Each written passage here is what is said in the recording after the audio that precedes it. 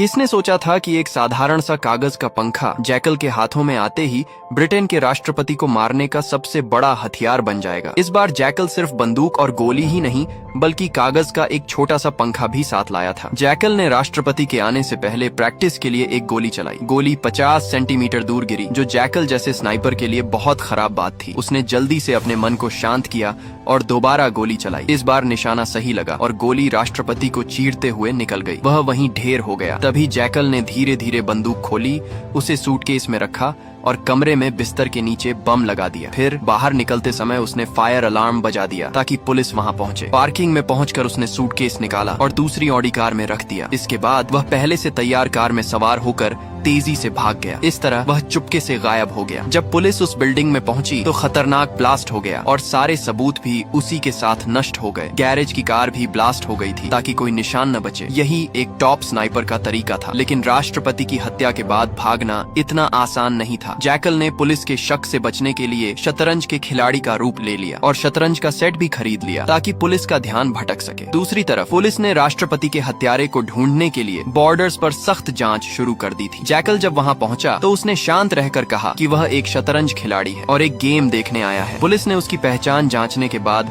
उसे गाड़ी में रखे डिब्बे को दिखाने को कहा। यही तो जैकल चाहता था, ताकि पुलिस वालों को यकीन हो जाए कि वह शतरंज खिलाड़ी ही है। पुलिस ने उसका पतला दुबला शरीर देखकर सोचा कि वह शायद मुर्गी भी न मार सके और उसे जाने दिया। जल्द ही जैकल फ्रांस पहुंच गया। एक इंटरनेट कैफे में जाकर उसने अपनी यूएसबी कंप्यूटर में लगाई और अपने कॉन्ट्रैक्टर से पूछा कि राष्ट्रपति को मारने का पैसा कब आएगा। जैकल आज तक उस कॉन्ट्रैक्टर से नहीं मिला था। वह मिलना चाहता तो था, लेकिन अगले कॉन्ट्रैक्ट के लिए $10 लाख सुनकर उसका मन डोल गया। उसने और कुछ नहीं सोचा और हाँ कर दी। उसने कहा कि 5 लाख काम से पहले, बाकी के बाद में। कॉन्ट्रैक्टर भी मान गया और उसे लोकेशन बता दी। जैकल पहले लोकेशन पर गया। वहाँ कॉन्ट्रैक्टर की एक एजेंट ने जैकल को नया टारगेट दिखाया, लेकिन जब उसे टारगेट का पता चला तो उसने कीमत 5 लाख से सीधे 10 करोड़ कर दी, क्योंकि यह टारगेट दुनिया का सबसे अमीर आदमी था और उसकी सुरक्षा बहुत सख्त थी, जिसे मारने में काफी मेहनत लगेगी। इसके बाद जैकल ने स्पेन में अपने विला में पहुंचकर देखा कि उसकी पत्नी बच्चों के खिलौने समेट रही थी। जैकल को सामने देखकर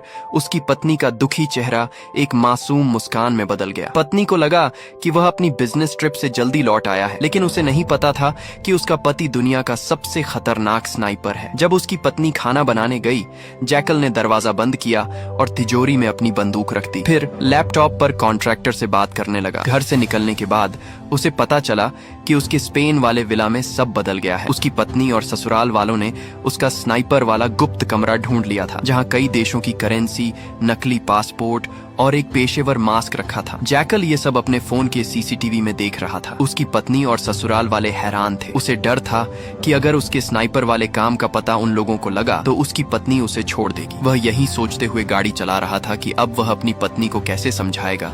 तभी उसका ध्यान भटका और उसकी कार एक ट्रक से टकरा गई। जैकल ने गाड़ी से उतरकर माफी मांगी और पैसे भी ऑफर की, लेकिन ट्रक ड्राइवर गुस्सैल था।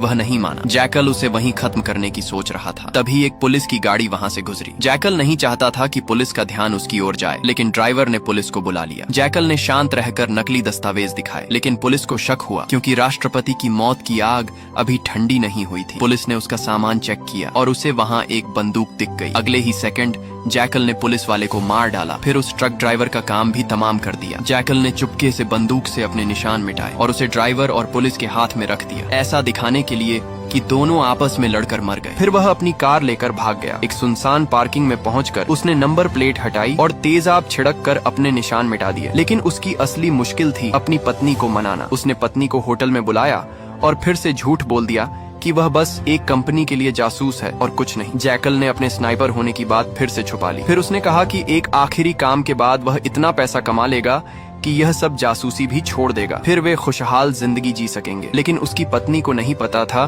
कि अब वह जिस आदमी को मारने वाला था वह कोई आम इंसान नहीं था। वह दुनिया का सबसे अमीर आदमी चार्ल्स था, जो इतना अमीर था कि उसने पूरा का पूरा आइलैंड ही खरीद लिया और अपनी सुरक्षा के लिए वहीं पर रहता था। इस खतरनाक मिशन के लिए जैकल ने कॉन्ट्रैक्टर की उस एजेंट से फिर से मुलाकात की और इस बार 10 करोड़ रुपए मांगे, जिसके लिए वह मान गई। आधे पैसे मिलने के बाद वह हंगरी के एक पुराने कारखाने में पहुंचा, जहां उसने अपने भरोसेमंद मैकेनिक से मिशन के लिए खास हथियार तैयार करवाए। चार्ल्स 2 हफ्ते बाद एस्टोनिया में भाषण देने वाला था, जो जैकल का सबसे अच्छा मौका था, लेकिन वहां की सुरक्षा बहुत सख्त थी। मेटल डिटेक्टर ने उसका पर्स तक पकड़ लिया। इसीलिए जैकल ने एक खास ट्रिक का जूता बनाने की फरमाइश की, जिसमें स्नाइपर राइफल के हिस्से छुपाए जा सकते थे। ये जूता प्लास्टिक और हल्के धातु से बना था, ताकि वह लंगड़ाते हुए सिक्योरिटी चेक को पास कर सके। मैकेनिक ने 3D प्रिंटिंग से यह जूता बना दिया, जो सिर्फ एक बार इस्तेमाल के लिए था। जैकल इसे आजमाने के लिए उत्साहित था, लेकिन उसे नहीं पता था कि पिछले मिशन में ब्रिटेन के राष्ट्रपति की हत्या के मामले में ब्रिटिश जासूस उसका पीछा कर रहे थे। वे जैकल को ट्रैक करते करते हंगरी के उसी कारखाने तक पहुंच गए जहां जैकल बंदूक की टेस्टिंग कर रहा था, लेकिन किसी तरह वह वहां से भाग निकला। अब उसने एक खास तरह का सूट पहना, जिसमें उसने अपनी स्नाइपर राइफल फिट की। उसका टारगेट अब चार्ल्स था, जो अपने उस आइलैंड पर रहता था जहां 2 किलोमीटर के दायरे में कड़ी सुरक्षा थी। वहां किसी को मारने का तो दूर, कोई वहां भटक भी नहीं सकता था। लेकिन हमारा जैकल एक टॉप का स्नाइपर था। उसने देखा कि चार्ल्स हर सुबह समुद्र में तैरने के लिए आता है। उसने एक नाव किराए पर ली और नाव के मालिक को मार डाला। फिर समुद्र में स्नाइपिंग की तैयारी शुरू कर दी। बंदूक, गोली, स्टैंड, सब कुछ रेडी था, लेकिन समुद्र की लहरें इतनी भयंकर थीं कि निशाने को मुश्किल बना रही थीं। उसी रात जैकल ने एक खास बैलेंस मेंटेन करने वाला डिवाइस भी ढूंढ निकाला। अगले दिन बोट पर पहुंचकर उसने 4 गोलियां निकाली और पहली गोली से ही बिल्कुल सटीक निशाना लग गया। लेकिन तभी वहां एक ड्रोन आ गया। जैकल ने जल्दी से अपनी स्नाइपर को कपड़े से ढक दिया और मछली पकड़ने की एक्टिंग करने लगा। लेकिन सिक्योरिटी वालों को थोड़ा शक था, तो उन्होंने चेक करने की सोची। दूसरी तरफ चार्ल्स अपनी कड़ी सुरक्षा के साथ तैरने के लिए बाहर निकल आया और समंदर की तरफ बढ़ने लगा। तभी जैकल ने अपनी स्नाइपर राइफल तैयार की, लेकिन पास से गुजर रही एक तेज नाव के भंवर से उसकी नाव हिल गई और मौका चूक गया। तब तक चार्ल्स समुद्र में उतर चुका था। दूसरी तरफ चार्ल्स की सिक्योरिटी टीम जैकल की तरफ बढ़ रही थी, तो जैकल ने उसे बिना कुछ सोचे समझे मार डाला। अगले ही पल एक ड्रोन उसके पास आ धमका, लेकिन जैकल ने सिग्नल जैमर की मदद से उसे फ्यूज कर दिया। सिक्योरिटी हेड ने तभी वार्निंग दे दी कि कोई स्नाइपर उनके ऊपर एम करके बैठा है। हड़बड़ी में सिक्योरिटी ने चार्ल्स को बचाने के लिए उसे पानी में नीचे डुबा दिया। जैकल ने शांत रहकर गिनती शुरू की, ये जानते हुए कि चार्ल्स को सांस लेने के लिए बाहर आना ही होगा। उसने तीसरी गोली चलाई, जो गलती से गार्ड को लगी। ये देखकर चार्ल्स पानी में इधर उधर भागने लगा। वहीं दूसरी तरफ जैकल ने उसके नाम की गोली बंदूक में डाल चुकी थी। उसने अपने तेज दिमाग का यूज करते हुए अंदाजे से निशाना लगाया और चार्ल्स की गर्दन के आर पार गोली डाल दी और उसे मार डाला। फिर वहां से भाग निकला। मिशन पूरा करके जैकल एयरपोर्ट पहुंचा। वहां से उसने कॉन्ट्रैक्टर को उसके बचे हुए पैसे के लिए मैसेज कर दिया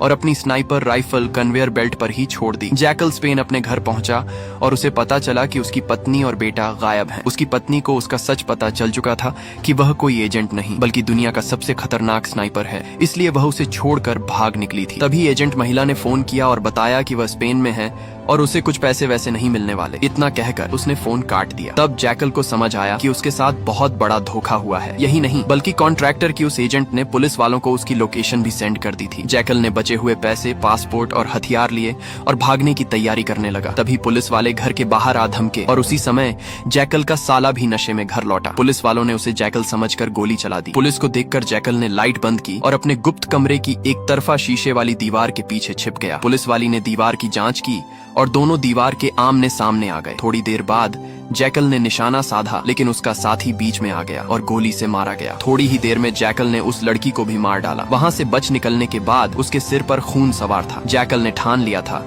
कि अब वह उस कॉन्ट्रैक्टर और उसकी एजेंट को ढूंढ ढूंढ कर मारेगा। लेकिन अभी उसकी सबसे बड़ी चिंता उसकी पत्नी और बेटे को वापस लाना था। उसने पत्नी को फोन किया, लेकिन उसने फोन कूड़ेदान में फेंक दिया। निराश जैकल हड़बड़ाहट में आगे बढ़ ही रहा था कि एक कार से उसकी कार की टक्कर हो गई और यहीं पर इस सीरीज का पहला सीजन खत्म होता है। नेक्स्ट सीजन अभी आया नहीं है। जैसे ही आता है उसकी एक्सप्लेनेशन भी आपको इसी चैनल पर मिल जाएगा। तो चैनल को लाइक और सब्सक्राइब करके रख लें। धन्यवाद।